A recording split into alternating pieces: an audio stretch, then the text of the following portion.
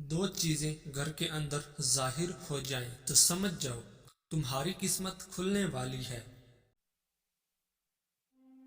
जब कोई खुदा से किसी के सुख के लिए दुआ मांगता है तो वो दुआ किसी और के हक में कबूल होने से पहले दुआ मांगने वाले के हक में कबूल हो जाती है।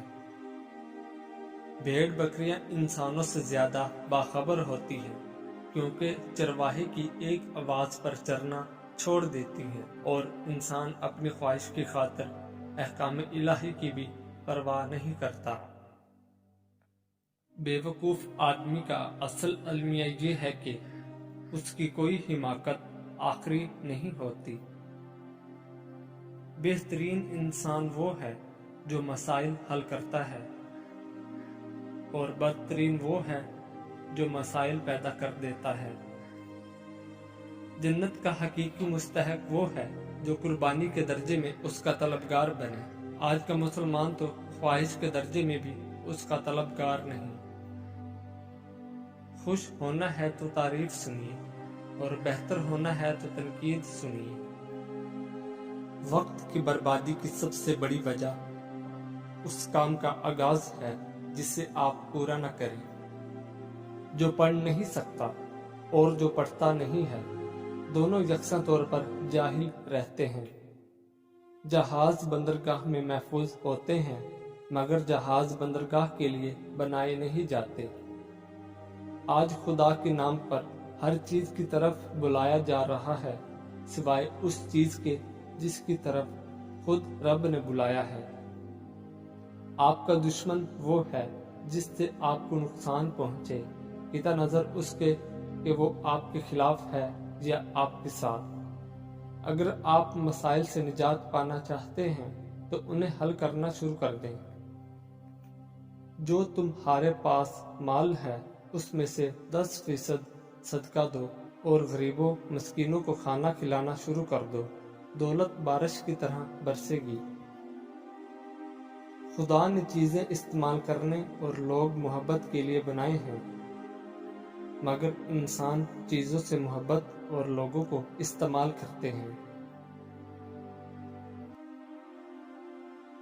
हजरत अली रजी अल्लाह ताला अन्हो फरमाते हैं, बेशक नरम कलामी और छोटे बड़े से अस्सलाम वालेकुम कहना इबादत है और बिला शोबा बेहुदा कोई इस्लाम के इखलाक में से नहीं है।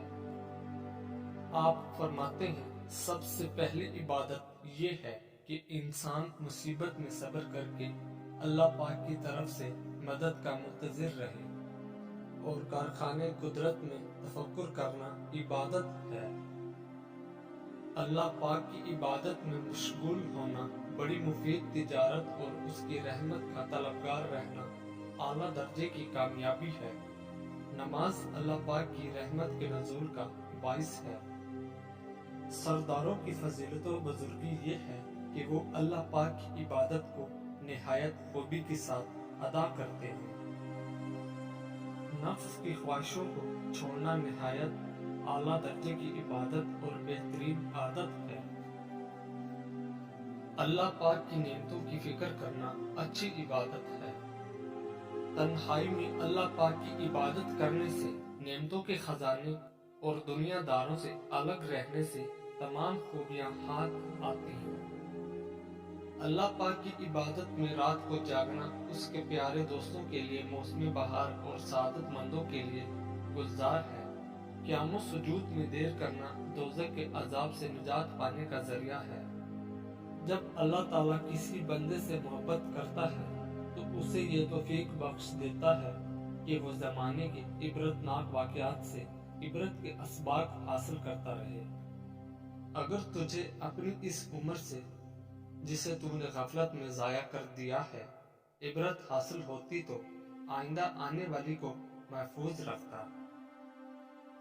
जो शख्स गफलत और सुस्ती से काम करता है और काम करने से जी चुराता है उसकी जिंदगी बेमजा और खराब हो जाती है।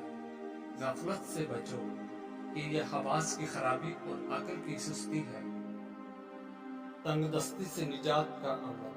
آج آپ کے سامنے ہر قسم کی بیماری، پریشانی، رکاوٹ اور گھر میں خیر و برکت کے حوالے سے کچھ خاص اعمال بیان کروں گا۔ یہ تنگ دستی سے نجات کا عمل ہے۔ فجر کی نماز کے بعد باوضو ہو کر اول و آخر 3 بار درود شریف پڑھیں۔ اس کے بعد 1 مرتبہ سورۃ یاسین، سورۃ مزمل پڑھیں۔ تنگ دستی سے نجات کا عمل دوسرا بیان کروں گا۔ عشاء کی نماز کے بعد باوضو ہو کر اول و آخر 11 بار درود شریف پڑھیں۔ اس کے بعد 313 مرتبہ سورۃ فلق پڑھیں۔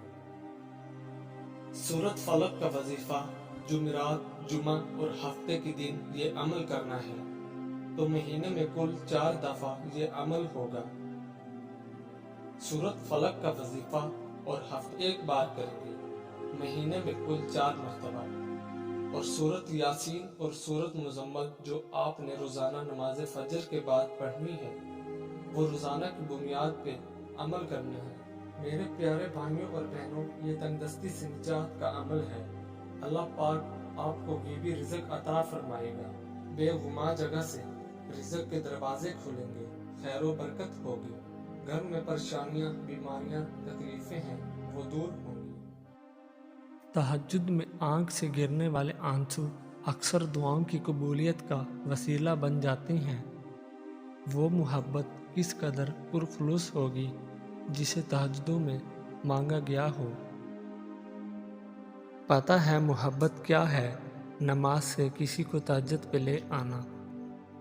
تہجد کی دعائیں اللہ نے بس کن کہنے کے لیے بنائی ہیں۔ نصیب ہار جاتا ہے تہجد کی دعاؤں کے سامنے۔ تہجد کے وقت اللہ وہ دعائیں بھی سن لیتا ہے جسے دنیا ناممکن کا خطاب دے چکی ہوتی ہے۔ وہ دکھ جو رات بھر سونے نہیں دیتے، ان کی مرہم تہجد میں موجود ہے۔ تہجد میں مانگی گئی دعا ایسا تیر ہے جس کا نشانہ کبھی خطا نہیں ہوتا۔ تہجد کی دعائیں جب نصیب کے روبرو آ کر کھڑی ہو جاتی ہیں، تب کچھ بھی ناممکن نہیں رہتا۔ تب 4 سکون کی صدائیں گونجتی ہیں۔ تہجد کا خاموش سجدہ اور زار زار بہتے ہوئے آنسو اللہ کبھی ضائع نہیں کرتا۔ زندگی میں خود کو کبھی کسی کا عادی مت بنانا، کیونکہ انسان بہت خود غرض ہے۔ جب آپ کو پسند کرتا ہے تو آپ کی برائی بھول جاتا ہے، اور جب آپ سے نفرت کرتا ہے تو آپ کی اچھائی بھول جاتا ہے۔ غم بڑھیں تو سمجھو ماں ناراض ہے، مشکلیں بڑھیں تو سمجھو باپ ناراض ہے، رزق میں کمی ہو سمجھو بیوی ناراض ہے، بے چینی ہو تو سمجھو اللہ پاک ناراض ہے۔ صرف 2 لوگ مقدر والے ہوتے ہیں، ایک وہ جنہیں وفادار دوست ملتا ہے، اور دوسرے وہ جن کے ساتھ ماں کی دعائیں ہوتی ہیں۔